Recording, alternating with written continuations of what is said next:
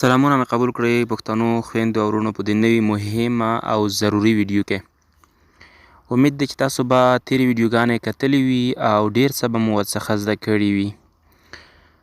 په دې ویډیو کې یو ځل بیا ګران دوستانو لکه څه ډول چې په تیره ویډیو کې موږ او تاسو د وین په اړه خبرې وکړې او د هغې سټرکچر مو ولوسته او په هغه باندې مو یو څو مهمې جملې جوړې کړې. خو زما په فکر هغه جملې چې موږ او تاسو په تیره ویډیو کې راوړې وې هغه دومره زیاتې نه وې چې شاید تاسو د وین د استعمال سره پرې بلد شوي نه وئ. نو په دې ویډیو کې غواړم چې د وین په اړه یو څو مهمې جملې درته راوړم تر څو تاسو د وین د استعمال سره هم بلد شئ او هم هغه مهمې جملې چې ما تاسو ته راوړې دي هغه هم زده کړئ. نو خوږو دوستانو د ویډیو تر پایه راسره پاتې شئ. ډېرې او ښایسته جملې مې درته راوړې دي تر څو هغه زده کړئ او په ورځني ژوند کې ورڅخه ګټه پورته کړئ. نو راځئ چې درس شروع کړو. خو د درس له شروع کولو څخه مخکې ستاسو څخه دا یادونه کوم چې که مو د ULD ټیچر یوټیوب چینل نه وي سبسکرایب کړی نو یوټیوب چینل در سره سبسکرایب کړئ د نورو دا ډول ښایسته او مهمو ویډیوګانو لپاره. نو راځئ چې درس شروع کړو. لومړی مهمه او ښایسته جمله په سمپل پریزنټ ټینس کې ده. When do you go? When do you go? ته کله ځې؟ When do you go? ته کله ځې؟ When do you go? نو د هغو ملګرو لپاره چې تیره ویډیو دوی نه وي کتلې او یا تیره ویډیو دوی کتلې وي خو سټرکچر کې مشکل لري د هغې لپاره سټرکچر هم درته راوړم. په دې سر باندې تاسو ورته ګورئ دا د وین سټرکچر ده چې موږ او تاسو کولی شو په دغې سټرکچر سره او د دغې سټرکچر په مرسته جملې جوړې کړو. نو دغه جمله چې ما درته جوړه کړه دا هم په پسني سټرکچر باندې جوړه شوې. تاسو کولی شئ چې سره پرتلای کړئ یو د بل سره. راځو بلې مهمې جملې ته. او دغه سټرکچر چې وبخئ او دغه جمله چې ده په سمپل فیوچر ټینس کې ده.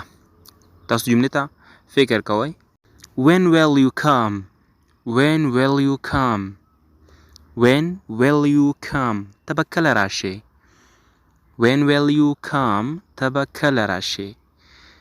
دغه ځای کې ویل چې ده دغه د سمپل فیوچر ټینس اګزیلري ورب دی.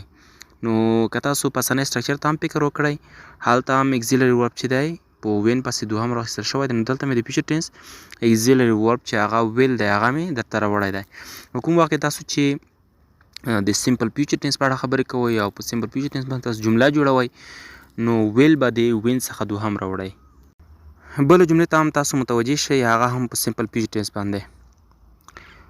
When will they call? When will they call?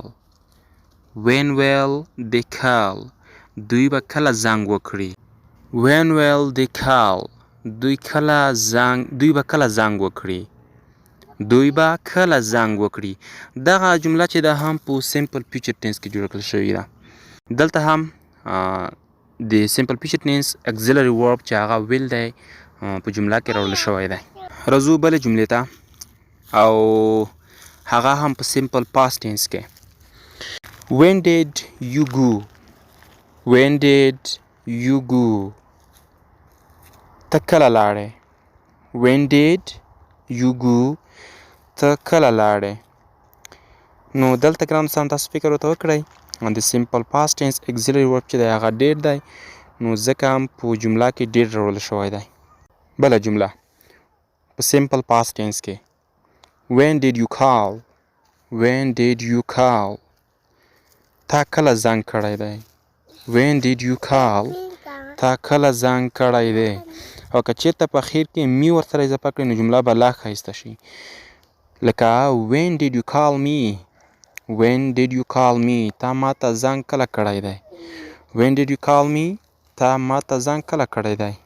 بله جمله دغه جمله په سمپل پاست ټینس کې د سمپل پاست ټینس د سټیټ په اړه ده. When were you sick? When were you sick? ته کله ناروغ وې. When were you sick?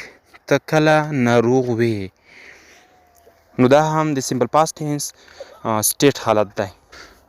نو دغه ګران دوستانو د وین په اړه یو څو مهمې جملې خدای دې وکړي چې تاسو ورباندې پوه شوي وئ. کوشش وکړئ چې نوره جملې تاسو په دغه طریقه باندې او د سټرکچر په مرسته له خپل ځان څخه هم جوړې کړئ. نو زه به نوره ویډیو نه اوږدوم. د نن لپاره همدومره درس بس دی، همدومره جملې بس دي. بیا چې ستاسو په درنه حضور کې د نوي درس او یوې بلې نوي مهمې ویډیو سره حاضرېږم، تر هغه ماته اجازه راکړئ او الله مو مل شه.